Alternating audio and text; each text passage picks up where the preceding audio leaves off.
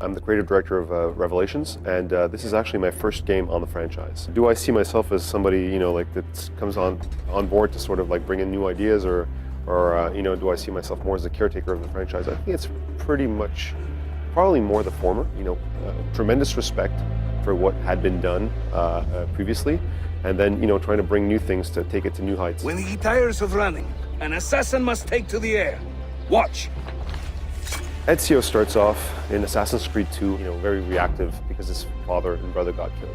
Brotherhood, again, very reactive character. In Revelations, we have a proactive character. He wants answers. And, that desire, that sort of skepticism really leads him to new allies, new foes, and a new perspective on, his whole life battle. Plus, he actually meets, his love interest, Sofia Sartor, which will become his wife. He actually gets to meet for the first time a nemesis that isn't a raving lunatic. Like he actually has some good points, and even if Ezio is fundamentally against what he stands for, he can respect and understand the reasoning behind his actions. It leads him to sort of a meeting of destinies where he really needs to take a decision that will have consequences, for the rest of his life. Welcome to Constantine, Ezio, the crossroads of the world. We still have the Brotherhood in Revelations. We have an expanded Brotherhood. In Brotherhood, you could actually, hire new assassins, recruit new assassins, and bring them up to level 10, at which point they actually became full-fledged assassins. In Revelations, we actually added 5 additional levels.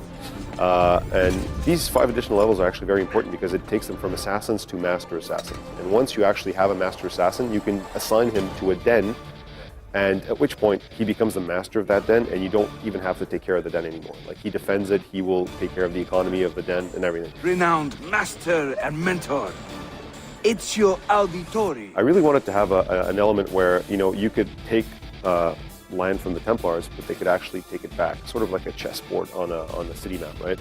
So once that was established, that we needed to have more of an organic sort of a battle between the Templars and the Assassins, we needed to think of sort of the gameplay mechanic that would actually represent that. So taking over a den in Revelations is very similar to a Borch Tower, but when you actually defend, we needed to come up with something new and refreshing.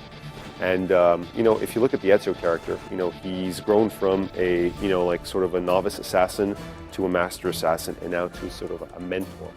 And, I see him more as a very high-ranking, very wise character, sort of like a general of the assassins, right? So what better metaphor than to actually put him on a rooftop, being able to command his men, ordering them to take positions and, creating barricades as they try to stop that, onslaught of Templars from taking over a den. The glyph puzzles are gone. We have a couple of interesting new elements that sort of, replace them. We have a new sort of mechanic that uses eagle sense to discover, hidden books within the city. That's one of them. And then we also have a completely new gameplay element, and it revolves around Desmond. We decided to add some depth to that character. So, the player is going to be able to unlock gameplay features that will allow him to sort of delve into the Desmond character, his past, where he came from, how exactly he found himself on that Animus table at the beginning of AC1. You can basically go as deep as you want down the rabbit hole and discover more and more about this character, but we leave it completely up to the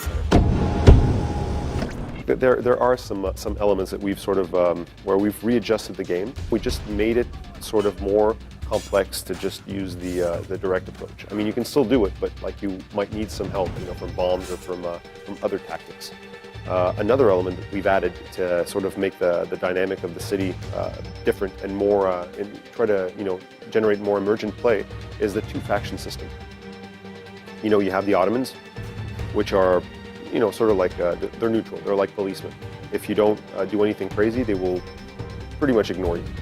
But then you have the Byzantines, which are Templars. The Byzantines will attack you on sight, and the Byzantines and the Templars don't like each other. So if you do run into a large Byzantine patrol and find yourself outnumbered, you can always look at your mini-map, try to find an Ottoman patrol, and just run towards it and have the Ottomans actually engage the Byzantines. So this creates a lot of really cool, organic, and unexpected confrontations within the city. And keep in mind, you have bombs. You can craft dozens of bombs, but the enemies also have new upgraded weapons. They do have bombs. They have muskets. So, I mean, everything sort of balances out. But I can truly say that on a whole, the game is more challenging than previous installments.